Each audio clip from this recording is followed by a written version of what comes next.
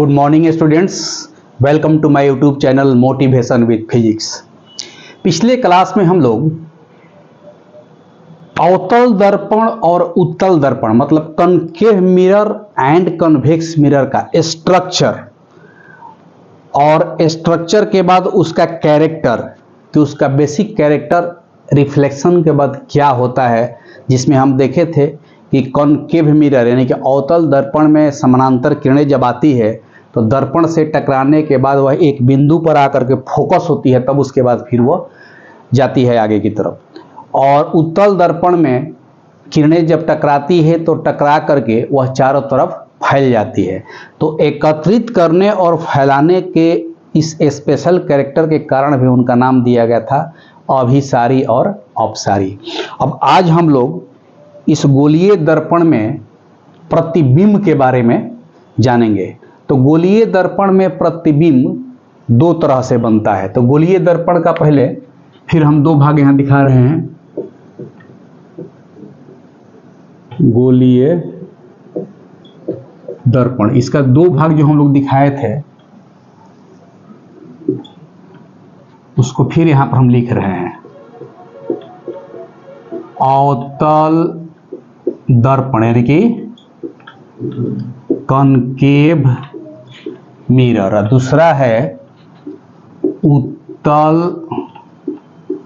दर्पण यानी कि कॉन्वेक्स मिरर।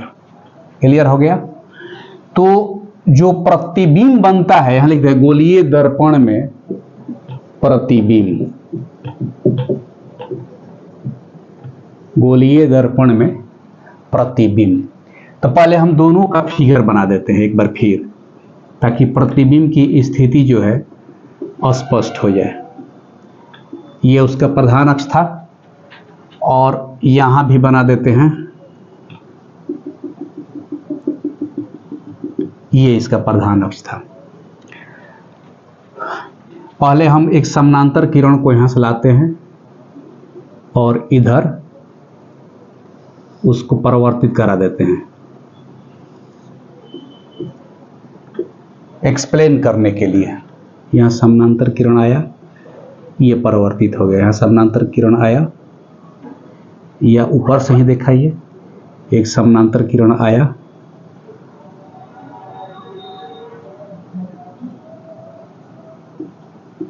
ठीक है। तो यहां पर हम देख रहे हैं कि यह किरणें वास्तविक रूप से इस फोकस पर काट रही है। कल हम लोग पिछला क्लास में जान चुके हैं कि समानांतर किरणें जो भी आती है टकराने के बाद दर्पण को एक बिंदु पर काटती है, उसे फोकस कहते हैं। और यहां पर किरणें परिवर्तित होने के बाद देखिए फैलती चली जा रही है। देखिए ये जैसे जैसे आगे बढ़े फैलती जाए, तो वो फैलने के कारण क्या है कि वह आगे के तरफ पर नहीं काटेगी, पीछे के तरफ काल्पनिक रूप से वह हो सकता है कि मिल जाए। देखिए यहां पर मिल गया, तो यहां पर उसका फोकस हो गया। यानी कि पिछला जब हम लोग प्लेन मिरर पढ़े थे समतल दर्पण, तो प्रतिबिंब के बारे में हम यह स्पष्ट कर दिए थे कि परावर्तन के बाद परावर्तित किरणें जिस बिंदु पर काटती है या काटती हुई प्रतीत होती है, दोनों बात हमने लिख दिया था कि या तो वह वास्तविक रूप से काटती है या काटती हुई प्रतीत होती है।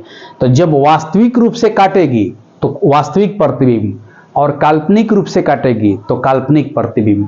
तो यह स्पष्ट हो गया कि जो भी किरणें होती है वह वास्तविक रूप से दर्पण के सामने ही काटेगी, यानी कि जिधर ऑब्जेक्ट रहेगा। अब जैसे मान लीजिए कि एक प्रतिबिंब बना है, तो यह कहीं ना कहीं दूर कोई ऑब्जेक्ट है, सूर्य को मान लीजिए, सूर्य बहुत दूर है, उसका एक प्रतिबिंब यहाँ पर बन गया। इसमें भी सूर्य बहुत दूर है, उसका प्रतिबिंब यहाँ पर बन गया। तो स्पष्ट रूप से यह बात जानना है कि जब कभी भी किरणें वास्तविक रूप से काटेंगी परिवर्तन के बाद तो दर्पण के सामने काटेंगी, और जब कभी किरणें काल्पनिक रूप से एक दूसरे को काटेंगी यानी कि काटती हुई प्रतीत होंगी तो हमेशा दर्पण के पीछे काटेंगी।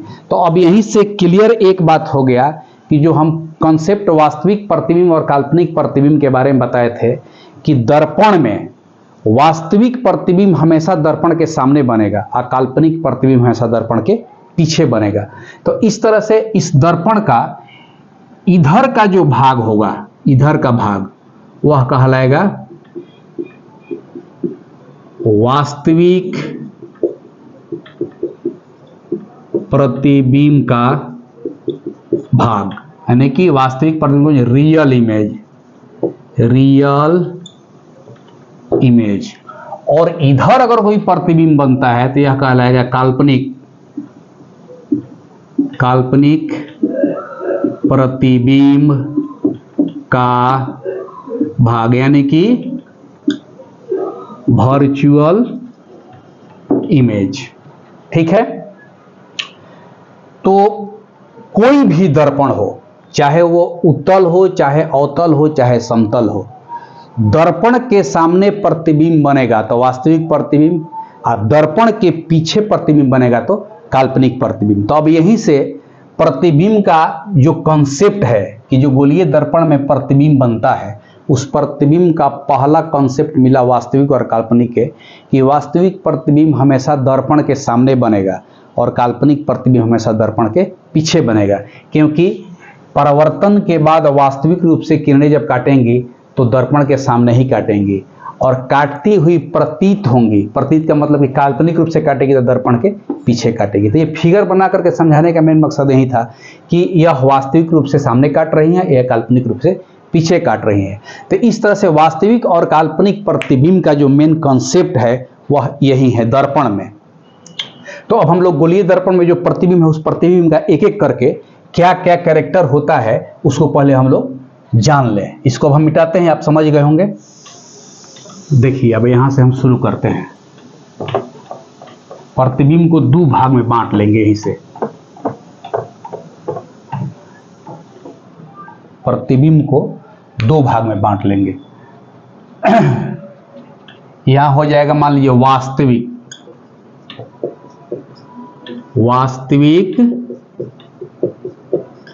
प्रतिबिंब, यानी कि रियल इमेज। इधर लिख देते हैं काल्पनिक प्रतिबिंब, काल्पनिक प्रतिबिंब यानी कि वर्चुअल इमेज।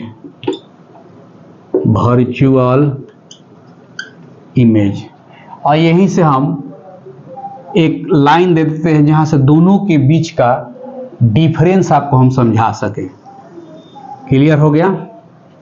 तो हम पॉइंट दे करके डिफरेंस बता सकते हैं। क्योंकि अब फिगर बना करके हम समझा दिए हैं, इसलिए पॉइंट वार हम लिख देते हैं। देखिए पहला पॉइंट तो यही मिला कि दर्पण के बारे में, माने हम दर्पण के बारे में बता रहे हैं। ध्यान दीजिएगा, हमेशा लेंस और दर्पण में जो कॉन्सेप्ट है वो ठीक उल्टा हो जाता है। इसलिए परीक्षा में जब कभी भी प्रश्न आए तो सबसे पहले इस तरह के प्रश्न में उस पॉइंट को देखिए कि वह दर्पण पूछ रहा है कि लेंस पूछ रहा है। ये सबसे महत्वपूर्ण चीज़ है। नहीं तो अक्सर इसमें स्टूडेंट जो हैं कंफ्यूज कर जाते हैं और गलत उत्तर लगा करके चले आते हैं और कॉन्फिडेंस के साथ आते हैं कि वाह मैंने तो मार दिया। नहीं, आप वास्तविक प्रतिबिंब और काल्पनिक प्रतिबिंब का कॉन्सेप्ट दोनों में ठीक उल्टा होता है, इसलिए दोनों को समझिए। तो पहला हम अभी फिगर के हिसाब से क्या बनाएंगे, वास्तविक प्रतिबिंब, यानी कि पहला हमारा क्या मिला था कि वास्तविक प्रतिबिंब हमेशा दर्पण के सामने बनता है, दर्पण के सामने बनता है। और इसका ठीक यहां पर पहले के नंबर में क्या आ जाएगा कि पूरा नहीं लिखते हैं, यह शॉर्ट में यह दर्पण के पीछे बनता है। ये पहला पॉइंट हो गया। ठीक है, दूसरा पॉइंट में क्या आता है कि यह जब दर्पण के सामने बनता है तब परावर्तित होने के बाद किरणें जब काटती है तो ठीक उल्टा काटती है। माने कि अगर वस्तु ऐसे सीधा खड़ा है तब परावर्तन के बाद किरणें जब उसको काटती है तो उसका प्रतिबिंब ठीक उल्टा बन जाता है।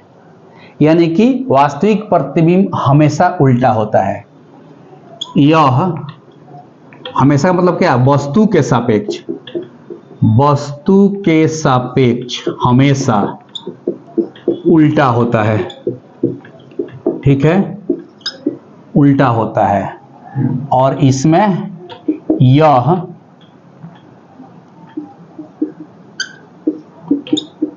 वस्तु के सापेक्ष हमेशा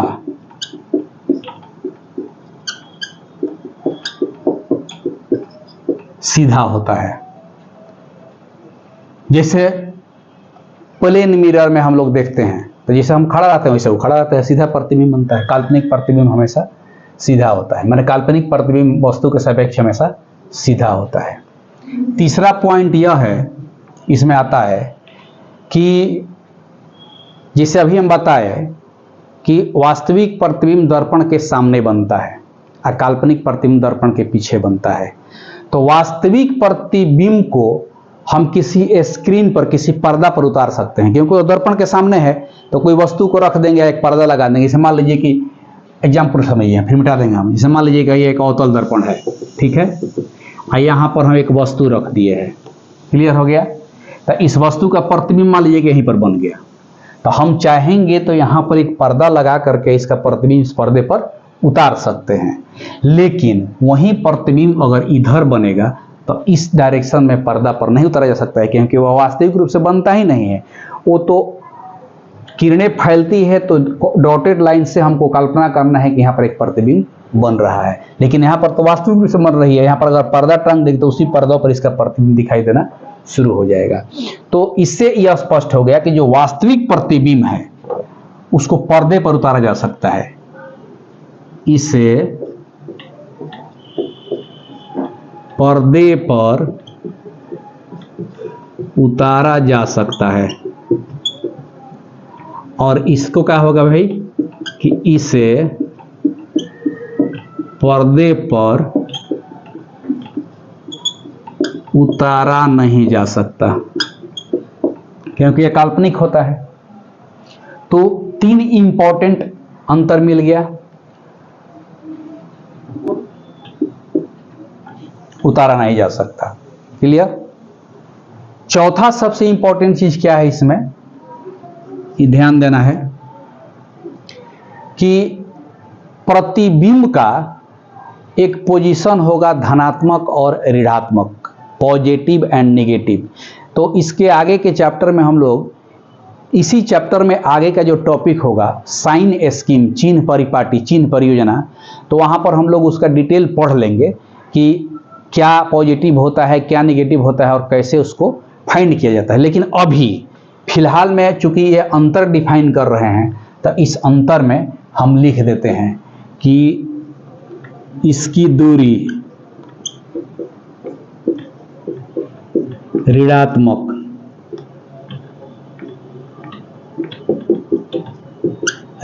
यानी कि निगेटिव होती है। अब ध्यान नहीं देना है कि हम दर्पण की बात कर रहे हैं, लेंस में ठीक उल्टा हो जाएगा। बार बार हम इसलिए चेता रहे हैं कि दर्पण में होता है ऐसा चीज। इसमें चौथा में इसकी दूरी धनात्मक यानी कि पॉजिटिव होती है। पॉइंट हो गया। चार अंतर मिल गया। क्या क्या मिला कि वास्तविक प्रतिबिंब दर्पण के सामने बनता है और काल्पनिक प्रतिबिंब दर्पण के पीछे बनता है। दूसरा मिला कि यह वस्तु के सापेक्ष हमेशा उल्टा होता है, यह वस्तु के सापेक्ष हमेशा सीधा होता है। और तीसरा है कि इसे पर्दे पर उतारा जा सकता है और इसको पर्दे पर नहीं उतारा जा सकता है। और चौथा हुआ कि इसकी दूरी ऋणात्मक होती है और इसकी दूरी धनात्मक होती है। इस तरह से वास्तविक प्रतिबिंब और काल्पनिक प्रतिबिंब यानी कि रियल इमेज और वर्चुअल इमेज में यह चार मुख्य अंतर है। ये अक्सर बोर्ड के एग्जाम में या कॉम्पिटिटिव एग्जाम में इसमें से ही ऑब्जेक्टिव हो जाएगा कि इनमें से कौन प्रतिबिंब को पर्दे पर उतारा जा सकता है, काल्पनिक को, वास्तविक को, दोनों को, इनमें से कोई नहीं। ठीक है। या पूछ देगा कि इनमें से दर्पण में कौन सा प्रतिबिंब दर्पण के सामने बनता है, तो वास्तविक प्रतिबिंब, काल्पनिक प्रतिबिंब, दोनों, कोई नहीं। हाँ, अब रही बात साइज का, कि वो प्रतिबिंब जो है वस्तु के सापेक्ष क्या होगा, तो वह दोनों में अंतर में नहीं आता है। क्योंकि प्रतिबिंब जो होता है वस्तु से बराबर भी होता है, कभी वस्तु का बड़ा भी हो सकता है, वस्तु से छोटा भी हो सकता है। वह डिपेंड करेगा कि गोलीय दर्पण में से हमारा कौन वो दर्पण है, उत्तल दर्पण है कि अवतल दर्पण है, या वस्तु दर्पण के सामने किस पोजीशन पर रखी गई है। आगे के टॉपिक जस्ट वही है कि हम लोग पढ़ेंगे कि दर्पण में किसी वस्तु को कहाँ रखेंगे तो उसका प्रतिबिंब कहाँ बनेगा और कैसा बनेगा, यानी कि प्रतिबिंब की प्रकृति क्या होगी, उसका पोजीशन क्या होगा। तो उस पर से हर एक केस से 4 केस 5 केस का हम उसमें जिक्र कर देंगे। हर एक केस से ऑब्जेक्टिव भी रहता है, शॉर्ट टाइप भी क्वेश्चन रहता है और न्यूमेरिकल्स टाइप के भी क्वेश्चन रहते हैं। तो जब एक्चुअल में आप फिगर बनाना सीख जाइएगा प्रतिबिंब का, किरण आरेख, रे डायग्राम ऑफ द इमेज, तो आपका वो सारा का सारा क्वेश्चन हल हो जाएगा। तो सबसे पहले आज हम इसको बता दिए कि गोलीय दर्पण में प्रतिबिंब जो बनता है वह दोनों तरह का बनता है, वास्तविक भी बनता है और काल्पनिक भी बनता है। और वास्तविक प्रतिबिंब का ये 4 कैरेक्टर और काल्पनिक प्रतिबिंब का ये 4 कैरेक्टर दोनों एक दूसरे से डिफर करता है। तो ये मुख्य रूप से अंतर हो गया। कभी पूछता है कि काल्पनिक प्रतिबिंब, दर्पण में काल्पनिक प्रतिबिंब और वास्तविक प्रतिबिंब में अंतर स्पष्ट करें, तो ध्यान देना होगा कि लेंस की बात कर रहा है कि दर्पण की बात कर रहा है। जब लेंस की बात करेगा तो ये उलट जाएगा। क्या क्या नहीं उल्टेगा, ये दूसरा जो पॉइंट है, दूसरा कि यह वस्तु के सापेक्ष हमेशा उल्टा होता है, यह वस्तु के सापेक्ष हमेशा सीधा होता है, यह यूनिवर्सल पॉइंट है। वह मिरर में भी ऐसा ही होगा और लेंस में भी ऐसा ही होगा, उसमें भी उल्टा बनेगा। ठीक है। तो दूसरी बात कि ये तीसरा पॉइंट देखिए, इसे पर्दे पर उतारा जा सकता है, इसे पर्दे पर नहीं उतारा जा सकता है। यह जो 2 पॉइंट है वह रियल इमेज और वर्चुअल इमेज का यूनिवर्सल कैरेक्टर है, चाहे वो मिरर में बने तब और चाहे लेंस में बने तब, उसमें ये नहीं उल्टेगा। हाँ, ये 1/4 उलट जाता है लेंस में। तो जब हम लेंस पढ़ेंगे तो वहाँ क्लियर कर देंगे। देखिए लेंस पढ़ेंगे तो जो डिफरेंस उसमें आएगा, ये दोनों डिफरेंस सेम रहेगा, लेकिन ये दोनों बदल जाएगा।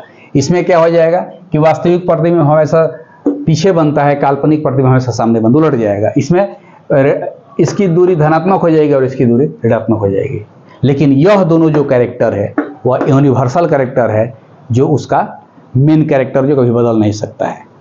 तो यह मुख्य रूप से 4 अंतर हमेशा आपको याद रखना है। इससे ऑब्जेक्टिव क्वेश्चन भी आता है और आपका बोर्ड के परीक्षा में शॉर्ट टाइप का भी क्वेश्चन में दे देगा कि दर्पण में वास्तविक प्रतिबिंब और काल्पनिक प्रतिबिंब में अंतर स्पष्ट करें, तो 4 अंतर दे दीजिएगा। अगर उसमें लिख देगा कि 2 अंतर बताएं तो कौन 2 लिख दीजिएगा।